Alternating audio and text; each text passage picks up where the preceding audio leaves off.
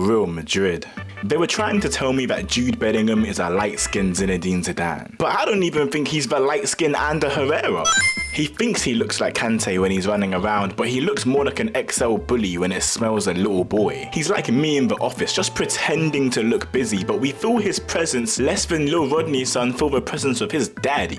In fact, he just might be the light-skinned Ander Herrera, because he's supposed to be an all-rounder, but he covers up what he lacks in passion and absolute head loss. The way he was grabbing Rice, you'd think he was bringing the Basmati back to his village. It's crazy what a straight hairline can do for a man, because all of this Piccolo-esque aura farming somehow genjutsu'd the whole market into believing he was the second coming of Hashirama. I've never seen a football club behave the way Real Madrid did before that Arsenal game. Putting up posters and posting on Twitter as if they've already won the match, and me personally, I'm all up for rattling your opponent, but at least show up for the match. The ego of Real Madrid is why they're the most hated club globally. Not only are they more corrupt than half of Africa, but their players behave as if they're entitled to all these trophies. Danny Carvajal pressed Saka at the tunnel during half-time for attempting a Panenka at the Bernabeu, and I agree, it's a violation. However, you're 3 goals down.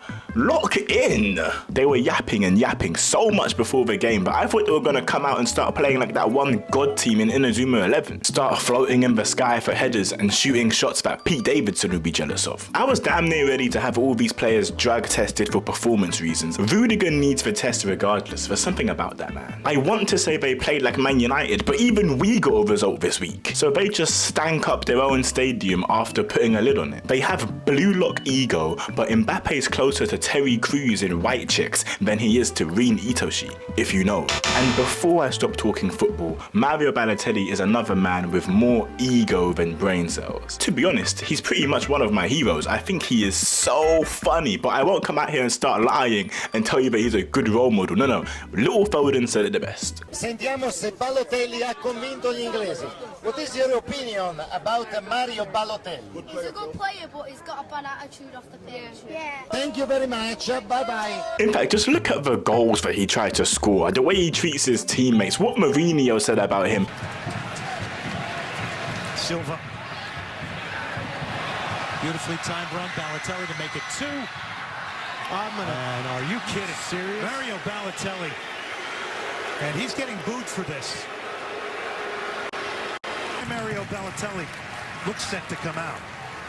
Most problematic player you ever had to deal with? Can I give you a suggestion? Mario? Yeah. Yeah, Mario. Mario was good fun. I could write a book of 200 pages of my 2 years in interview with Mario, but the book would be not a drama. The book would be a comedy. A comedy. I remember one in Kazan. We went to Kazan in the Champions League, and in that match I had all my strikers injured. No Milito, no Eto'o. I was really in trouble, and Mario was the only one. Mario gets a yellow card in minute 42, 43. So when I go to the dressing room at halftime, I spend, I would say, 14 minutes of the 15. I was spending 14 minutes speaking only for Mario. Mario, I cannot change you. I cannot make a change. I don't have a striker on the bench. Don't touch anybody. Play only with the ball. When we lose the ball, no reaction.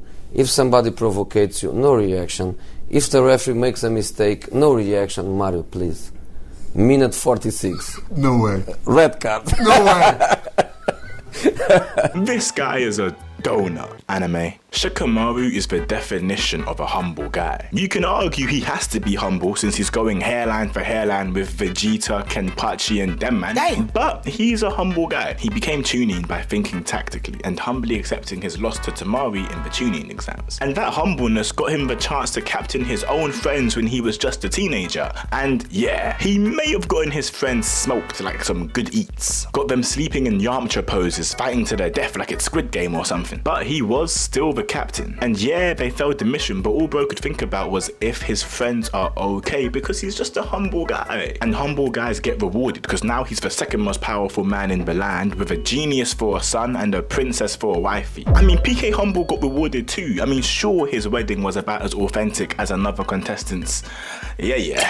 But he also got 100,000 straight into his account. Light Yagami's carrying more ego than Dave Blunt's is carrying kilograms. He might have more ego than Tony Stark and KSI, but this is the kind of ego that I actually don't mind. Because yes, he and L were going tit for tat, like Mario versus Bowser, Sonic versus Dr. Eggman, Bad Baby versus her baby daddy. But Light was literally a genius. And I can't expect a genius to start acting like a fool just to please the rest of us. I mean, he's a narcissist, I get it. If I was him, I'd be one too. And you're probably thinking, but Rem, you don't want your story to end like Light's. He had one baddie willing to kill for him, and the most famous super idol baddie in the country who actually did, all whilst maintaining a 5.0 GPA. Game of Thrones or Code Geass, it doesn't matter. I will take any ending at that point. I'm not too sure where Vegeta gets his ego from. His wife got bitch slapped by a wrinkly ball bag with crippling gonorrhea,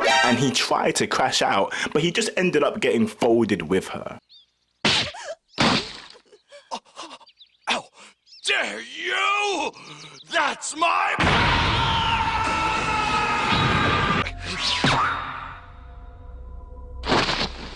Vegeta!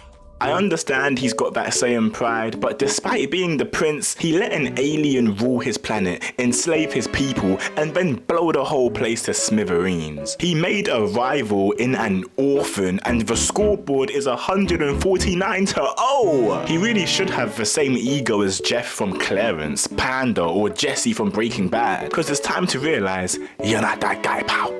Trust me, you're not that guy. And that was pretty much all I wanted to say when talking about egos, although I do have some honorable mentions. I do think as a boxer you need to have some ego, so I'm not having a dig at Chris Eubank here, but the way his dad checked him online this week was just so funny, I had to share it with you.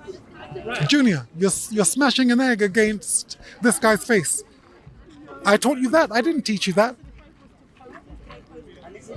Who taught you that? Did Karen teach you that? Who taught you that?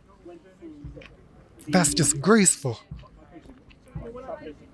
I'm gonna stand in your corner. You must be mad.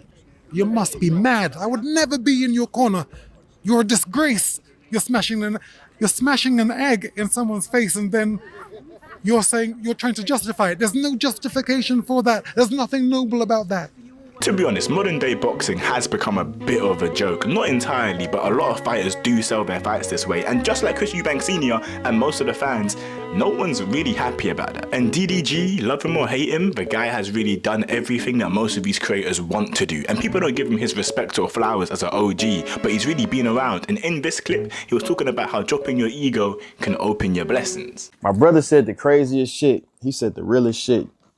And a lot of people let it go over their head. He said, if you want to be successful in content creation, you can't be yourself. Can't be too cool. Can't be all player and shit how you want to. That's why a lot of rappers can't do it, because niggas try to be all cool and shit.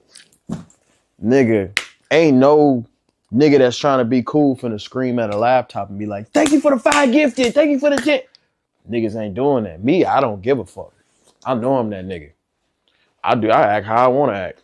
It's my job, whether you like it or not. And that's all I have for Art of Ego. Yo, let me know what you guys think about having an ego. I think having an ego can definitely be good for you, but there's definitely scenarios where it can be bad. The football this week has made my heart beat slower, but it is Easter, so I hope you guys are spending Easter with your family, celebrating if you celebrate, or just taking the weekend to chill. But guys, if you enjoyed the video, please leave a like on the video, please subscribe, send it to all your mates, all your brethren, your mum, and since you're now subscribed, I will see you in the next one. For now, it's peace and love.